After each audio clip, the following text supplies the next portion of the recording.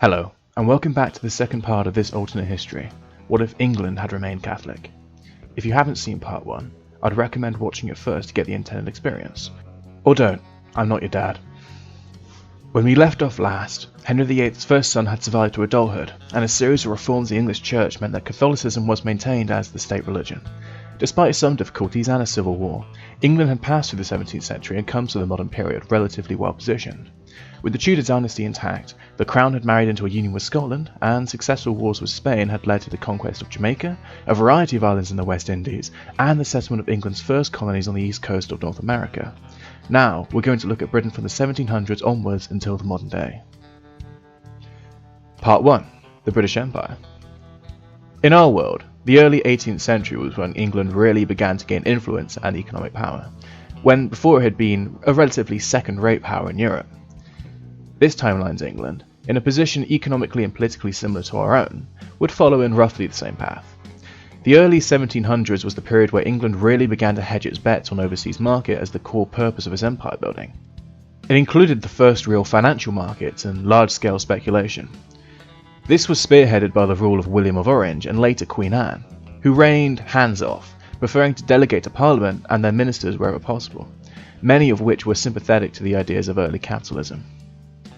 On the topic of Queen Anne, it's important to note there would probably be no dynastic musical chairs as there was in our world, with Parliament overthrowing and inviting new monarchs at their whim. With a core Catholic identity and a weaker Parliament, there would be fewer options for such a scheme to succeed, and if the Tudor dynasty lasted this long, they'd have produced so many cadet branches and so many international political marriages that Parliament could always trace up and down the family tree to find some long-forgotten nephew, cousin or uncle's daughter who could inherit the throne if the monarch died without an heir. It's impossible to predict if the main line would die out, but if so, some Spanish, French or German king would be invited in to rule England, most likely in the terrifying event of a Protestant king, which is an inversion from the Catholic shy Parliament of our world. For reasons of simplicity, we'll say that the Tudors survive for the most part unimpeded throughout the entire coming history, much like other more stable European monarchies. This isn't to say that it will continue exactly as it did in our world. As mentioned in the previous video, Parliament would be dominated by the Catholic landowning gentry, and the merchant classes would, being urban and literate, mostly be Protestant. There was a long-standing tension between these two groups, the county lords and the urban merchants, that lasted for centuries. These two groups eventually consolidated into the two political parties of the era, the landowning Tories and the liberal Whigs. In this timeline, the divide will not only be political, but also religious. The Tories would be almost entirely Catholic, but the Whigs would be split between a large Protestant merchant minority and a liberal-leaning Catholic majority. The British Parliament, already divided as it was in our world, would now be even more divided. You'd see a much more direct attempt at stifling the financial revolution by the landed Tories, which they tried to accomplish in our world to little success. Both the accession of William of Orange to the throne, who was much more familiar with public debt and financial institutions as a concept, and the various liberal reforms passed by his Whig supporters helped cement Dutch-style finance in England. Without a glorious revolution, or a Dutch king, the financial revolution would likely be spearheaded by a group of Hollandophile merchants and their allies over a long political campaign. For this reason, the financial revolution would take place over a longer period of time, with much more opposition. But it would continue nonetheless, as landowners lacked any real unifying points or alternative economic or political ideas that weren't based in just reactionary politics. Luckily for the Whigs, the British had really tapped into a secret source with their unique economic outlook and market economy. The success of institutions like the Bank of England and overseas charter companies meant that if the door was opened for even a short while under a friendly government and financial reforms passed, the tremendous results would be immediate and obvious. It's also likely that over time, with the English Church's strong reliance on the state and its many reforms, that English Catholicism would become something of a semi-autonomous church. It would still owe allegiance to the Pope and share core concepts and principles with Catholic canon, but it would become both structurally and politically different. You can imagine this church being the most progressive Catholic sect in Europe, adopting several non-heretical Protestant policies and pushing a decentralization of the church, accountability for the clergy, and a less corruptible and rigid hierarchy. This would be an inheritance from men like Thomas Wolsey and the bishops of the early Tudor period, as well as the need for the church to justify itself in a more dynamic and competitive society like post-Civil War England, where owning land did not always guarantee power. We'll call this idea Reformism, and it would probably embed itself into English nationalism just as Protestantism did in our timeline, becoming a point of pride and creating a soft split that maintains communion with Rome, but is able to be taken in by the English as their own pride and joy, and that can resist the more alluring and nationalistic elements of Protestantism. As we move into the 18th century, we'd eventually see some kind of union with Scotland and Ireland. In our world, this occurred after the Scottish state went bankrupt following a disastrous colonial enterprise in Panama. This led to a minor war with Spain that hopelessly indebted the government. Due to the butterfly effect, I can't tell you if this would happen in this world. This idea, the Darien Plan, was very controversial in our timeline, and was helped along by more than a little bit of English-style Protestant anti-papism. Even if this didn't happen to a much more Catholic-influenced Scotland, some kind of union would have happened later. Scotland was always jealous of England's lucrative financial markets, and it was slowly becoming uncompetitive militarily, and desperately wanted its own colonial empire, complete with its financial markets. It found all of these things in unification with England, creating a mutually beneficial, if lopsided, partnership. It's likely that Ireland would also follow some decades after. The unification of Ireland with the rest of Great Britain, in our world, happened during the Napoleonic Wars, and was less of a merger as an attempt to prevent the Irish from rising up in rebellion by integrating them into the existing government. In this world, with no Protestant planter population and a feeling of much closer camaraderie with the Irish, it is likely that Ireland would unite with England much as Scotland did, with greater domestic support and full integration.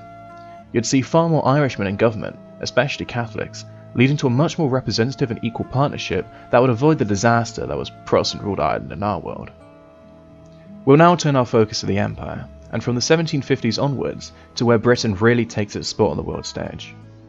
Part 2. Colonies. America.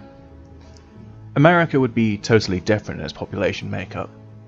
Colonies tend to be demographic maps of their host countries, and so any change in England would ripple out into its settler colonies. Like in our world, different colonies would have different draws, leading to different people grouping up in different locations. Starting from the northernmost point, New England would still be settled by a mixture of Protestants, mostly Calvinist Puritans. They had established a fairly strong base in New England, retaining their loyalty to the king, but acting semi-autonomously, creating their own self-sufficient towns with strong attachments to their local independent churches. The Puritans ruled their townships as authoritarians, placing great focus on piety and deference to religious authority. They also put a great emphasis on education, community, and maintaining their own social cohesion. Even more isolated than in our world, they would remain isolated for longer, but with their high birth rates and unique cultural forces, would come to create a demographic similar to the Yankees of our world. They would form this world's version of the Wasps, white Anglo-Saxon Protestants, and soon would become the most populous of all the settler groups, settling much of New England and the Ohio Valley and Midwest. Virginia, meanwhile, would be settled by Cavalier lords and charter capitalists, and the Deep South would be settled by a mixture of Catholic landowners. As in our world, they would import indentured labour, but find that, with a whole continent of nearly empty land to settle, that they would have a hard time holding on to their workforce. They would join the slave trade and import native Africans instead, creating a plantation-based agricultural economy with a strong hierarchy and a foundation in the old Catholic English aristocracy. You can imagine this region taking on an aesthetic similar to the Spanish colonies further west, with a strong racial caste system and much more religious justification for settlement. Further west, the upper south and Appalachians would be settled by a mixture of Catholic Scottish and Irish in the highlands and the Ozarks, with a Protestant lowlander population in Maryland, Pennsylvania, and New England. They would take on the ranching, homesteading attitude. They would carve out a niche in the more undesirable land, far from their more urban competitors. Protestants would be a pretty familiar sight anywhere near cities, large towns, or in specific areas dominated by their religion. For the most part, you would find the majority of Protestants in the areas shown on the map: urban Pennsylvania, New England, Ohio, and the Midwest, with certain parts of Texas and the Appalachians. They would be much like Catholics in our world's United States, a constant minority religion that persists throughout the country, and is common enough that people wouldn't be surprised if they encountered a Presbyterian or Baptist in their daily life.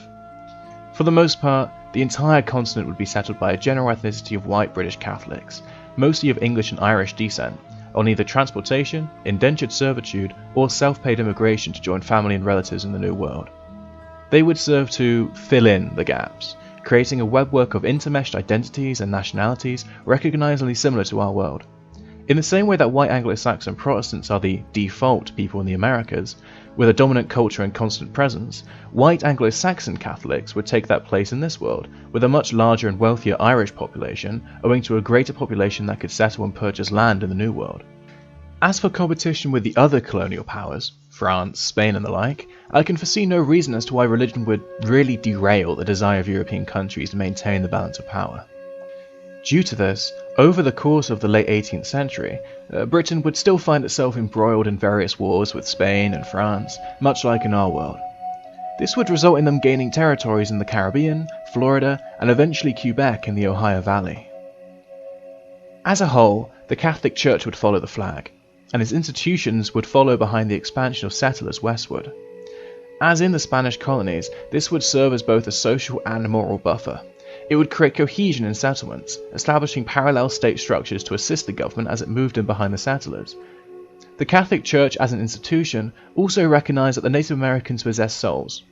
In its nicest form, this took the form of moral petitions to the government and pressure upon both settlers and the state to respect natives in their land. There are stories of Native Americans suing the Spanish crown for the rights to their stolen land, and in some cases, winning it back. In its worst capacity, however, this took the form of cultural genocide, forcing natives into large-scale agricultural estates disguised as monastic conversion schools, where the only way to escape was to meet an impossible and ever-changing definition of becoming a civilized Christian. Despite this, you would still see natives' rights better protected than in our world. The government would set up barriers earlier, seeing the natives as targets for evangelization rather than outright genocide, just with their treatment remaining entirely regional and situational. You'd see more native enclaves further west, protected by the British government where it was able, and wherever the natives were more centralized and able to press their claims legally, such as the Iroquois near Ohio and New York, and the civilized tribes in the Deep South, with the Navajo and the Great Lakes tribes also included. This would solidify over time, when, with less religious and nationalistic objections, settlers would intermarry with the native population frequently, creating a pretty large minority of mixed-race settlers similar to the mestizos in Mexico. With less distinction between the two races, it's likely that racial prejudice would simmer away over time. This would result in more Latin American-style casual racial bias, with segregation not becoming as prevalent as in our world. It would still eventually gain a scientific basis in pseudosciences like eugenics and social Darwinism, as happened in our world, but it would remain more muddled, likely not reaching the heights of total scientific dominance as it did. America, rather than remaining a majority white country, would have to confront its multi-ethnic identity much earlier. The big question here is, would America rebel? I would say no. In our world, revolution was actually pretty unlikely. The Americans were pushed to their absolute limit by general British arrogance and the hypocrisy of strong parliamentary representation at home, but not abroad in the colonies. Literally any political settlement made would have at least soothed the frustrations of Americans, who weren't just slighted by raised taxes, but by limited expansion, a lack of representation, and being treated as somehow inferior to metropolitan Brits despite effectively governing themselves. With a stronger crown and a more prevalent Catholic Church that would have been widely supportive of the king, you would see a much more tempered and subservient mood. Despite being the dumping ground for those who just wanted to get away from people telling them what to do, a large proportion of Americans in our world were loyalists and just wanted concessions from the British government. With a different monarch and a more drawn-out and integrated settlement process, the scales may have been tipped to just enough a degree that I think a compromise is on the table. If all else fails, a more well-established and centralised British state, supported by the Church, would have been able to mobilise loyalists and crush any resistance much more effectively than in our world. It was the opinion of British statesmen in our world, only 30 or so years after the end of the American Revolution, that the kind of deals made for self-government in Canada and the other colonies would have worked for the Americans, but much of the British government and the king were just too boneheaded to see it.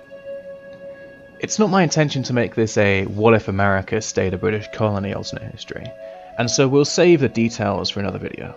But for the most part, history would progress as usual.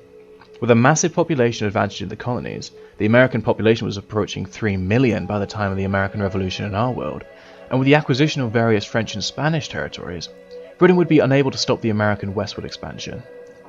Westminster would eventually realise this reality, and it would eventually release most of the restrictions. However, you would still see a much slower settlement. Britain always placed geopolitical concerns above American expansionism.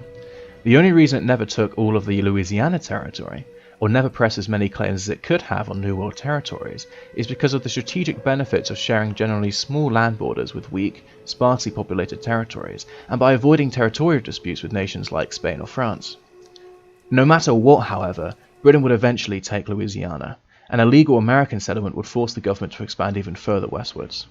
This is just owing to the strategic benefit of owning the Mississippi River, and due to the fact that France was fighting most of Europe at the time, leaving enough wars and opportunities throughout the 18th century for Britain to just take the territory outright. I foresee these wars remaining limited, likely resulting in minor border shifts like the acquisition of Texas or Utah and Colorado. In our world, the new Spanish and then Mexican governments were uninterested in settling these territories at the same rate as the Americans, and the flooding of white settlers is what caused the outbreak of the Mexican-American War in our world, with America intervening to defend illegal immigration into primarily Texas. Some kind of British-American war would occur in the mid to late 19th century, much further down the road than in our world. A similar situation would also develop with California, but this would likely just result in it becoming some kind of independent state, similar to how the British intervened in the independence of various South American states in our world. California would likely become a British pseudo-dominion, similar to Argentina in our world, totally reliant on imperial trade and adopting many British settlers and institutions. It would be a melting pot of settlers from America, Britain, Canada, and Russia and Japan, China, Mexico, and some native Hispanics, and would be a hotspot for Pacific commerce and agricultural production. Utah, meanwhile, would likely be colonized by some isolationist Mormon or Amish-style sect. Only a small, organized, socially cohesive group would be able to appropriately organize the irrigation of this area, with its arid climate and unsuitable land. Whether Protestant or more Catholic, it's likely that the people who'd settle this area would be independently minded and extremely religious. I doubt that there'd be Mormons, but they'd be similarly hierarchical and isolationist. Similar, smaller communities of Protestants would spring up across the country, especially in those places settled by Germans and Scandinavians in our world, such as the Dakotas, Minnesota, the Midwest, and the plains of Texas, but the most populous Protestant homeland would remain in New England as a kind of safe haven. Much like in our world, Protestantism would subdivide into a multitude of denominations, and so yes, the Amish would still exist in this world, formed from the Anabaptist diaspora. The Russians would also retain Alaska, unwilling to sell the state to its rival in Britain. Without any third party to sell the territory to, the Russian Tsar would be in a serious bind, as he was severely in debt and needed the cash. There were proposals in our world to sell the territory to several buyers, including even Liechtenstein, but I doubt that anybody except the US would have taken the risk to purchase a then useless icy territory in the middle of nowhere. Without a buyer, the Tsar would instead turn to his own nobility to pay off the national debt, likely granting them some concessions or rights that would have been denied earlier in the century. This could see Russia liberalised further in our world, especially if Russia embroiled itself in a disastrous war around this period, which, knowing Russia's history in the 19th century, is almost certain. Finally, we come to Canada, which remains pretty recognisable. With no religious persecution to fear, the French Acadians would not have fled to Louisiana following a British takeover, and would instead retain French settlement over a much larger territory, a kind of super Quebec.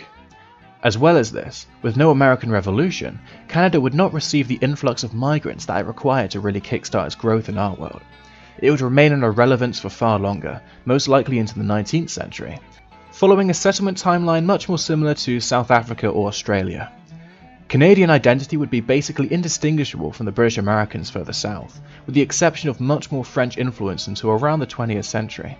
This would make unification with their southern neighbours a real possibility. In Europe, this alternate history really predicates on the question if the French Revolution would happen. My decision is that it would most likely still happen. This is due to a few factors. One, France's governmental system was outdated, and its legal code and bureaucracy was so messy, unrefined, and nonsensical that the financial revolution really didn't occur in France. Without the ability to ask a government bank for bailouts, or go into any sizable debt, the financial situation became impossible to overcome. Unlike in England, the king couldn't raise spending without raising taxes, and the financial mechanisms required for British-style economic growth weren't in place. The king also inhabited the system set up by Louis XIV that used royal excess and overspending as a means of showcasing the king's power. If not due to the American Revolution, then any numbers of wars on the continent, overseas, or just a plain inability to cope with rising costs, combined with the king being unable to raise taxes on his own nobility. This meant that, no matter what, the increasing size of armies and the intensity of wars in Europe would push France's treasury and the taxpayers that helped fill it to breaking point. Therefore, I say it's inevitable that some financial crisis, coupled with the rise of the Enlightenment and liberalism provoking revolutionary sentiments, would make an uprising inevitable. Despite this, France would eventually be crushed in the following wars, with a similar difficulty as was faced in our world. No matter what, revolutionary France had made an enemy of Europe, and it's unlikely that some kind of revolutionary settlement could be made where the conservative, aristocratic powers of Europe could tolerate a liberal republic right next door. And I'm unsure if Napoleon would become victim to the butterfly effect, but even without his presence, he only kept the war going much longer than it reasonably should have. This war would have cemented British control over South Africa, India, the Americas, and would have freed up more markets for trade in Latin America. Britain would be especially harsh on the Dutch, who with little religious camaraderie and with a much stronger British Empire, would only retain the Indies and a few islands.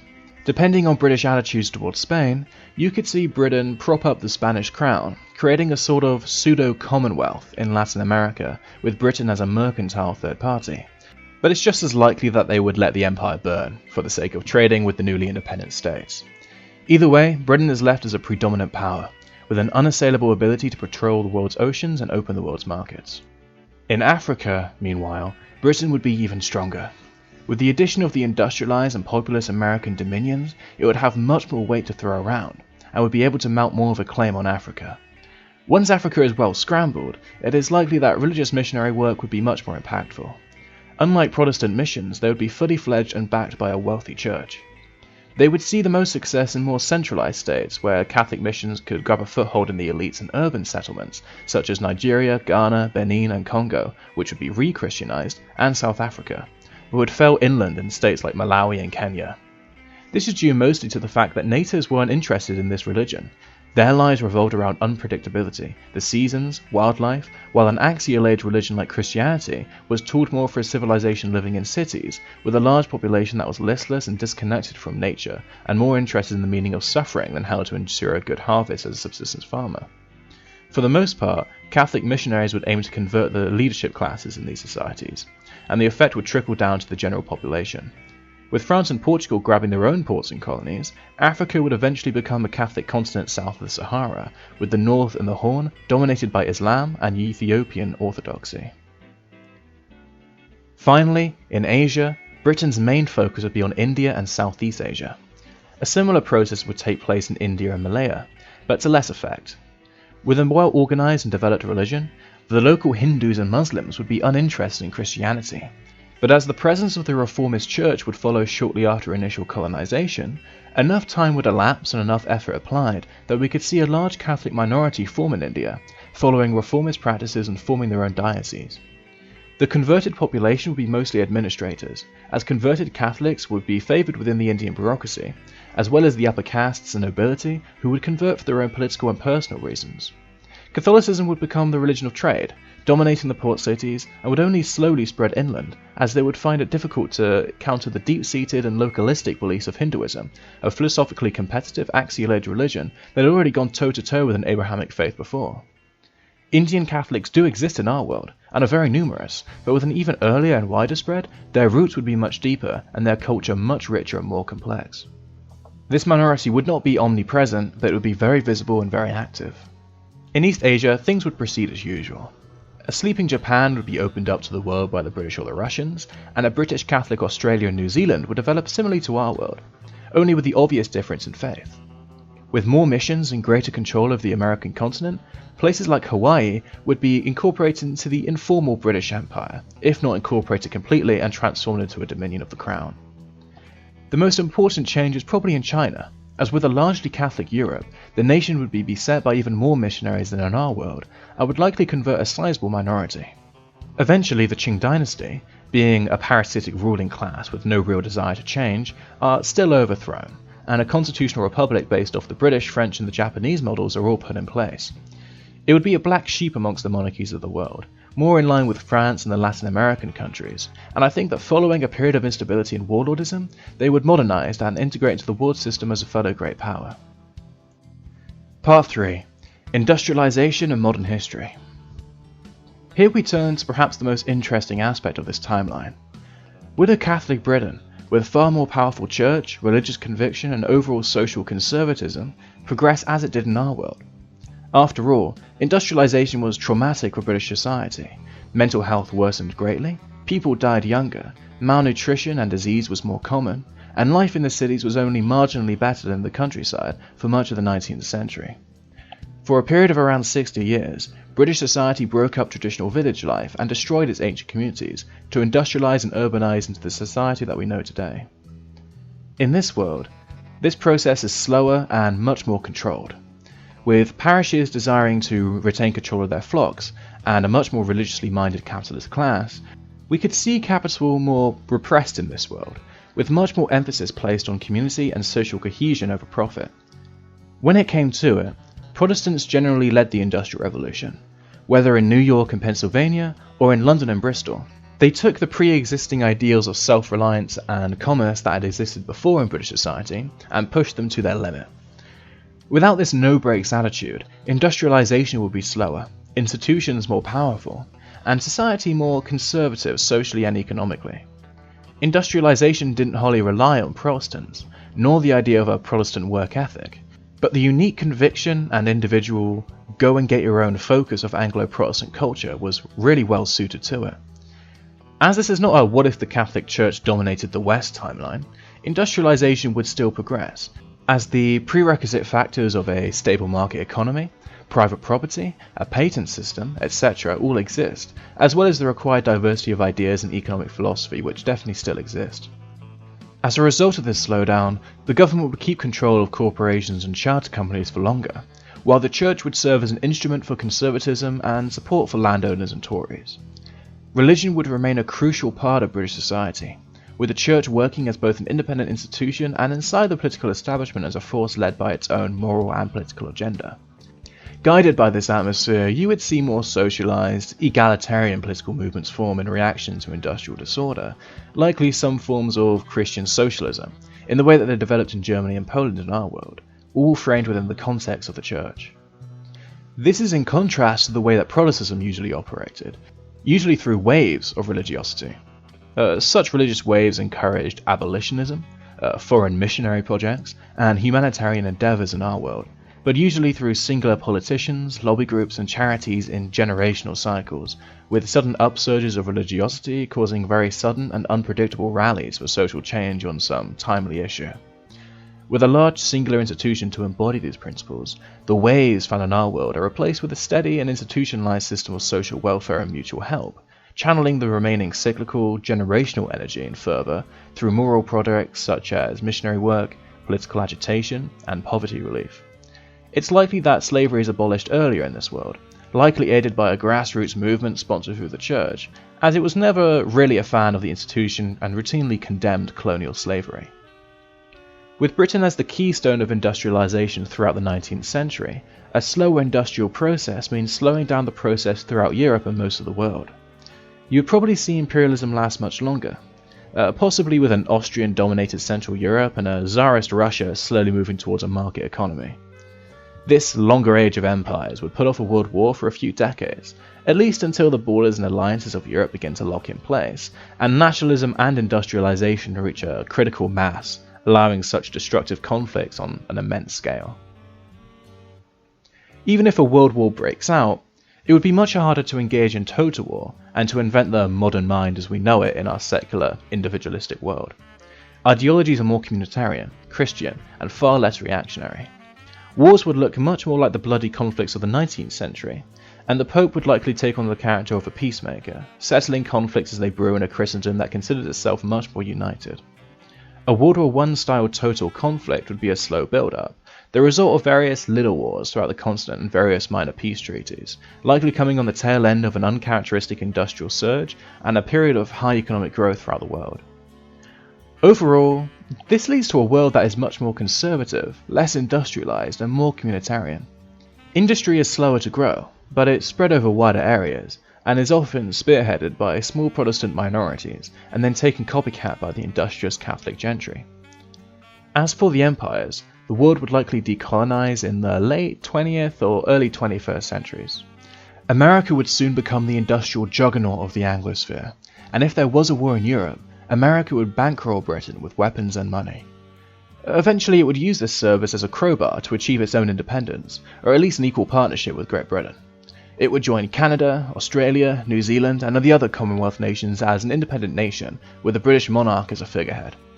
This America would likely take on the form of a federation of relatively autonomous, larger states, much like Canada in our world. America would remain majority Catholic, but ultimately tolerant, sharing the continent with a large Protestant minority and an overall diverse ethnic makeup. Less non-British settlers would arrive than in our world, due to Britain's more restrictive rules on settlement, but much like Australia, you would see a later settlement of Italians, second-wave Germans, Eastern Europeans and Scandinavians. It would be the most Protestant of all the great powers, with a strong strain of individualism, Enlightenment philosophy, and a scattered infusion of Protestant beliefs. This is a strange world. I can't tell you if it's better or worse. Overall, economic development and standards of living are lower throughout the world. The Catholic Church was never against progress. It was just much slower and more methodical and considerate of it. As well as this, it is a more religious world.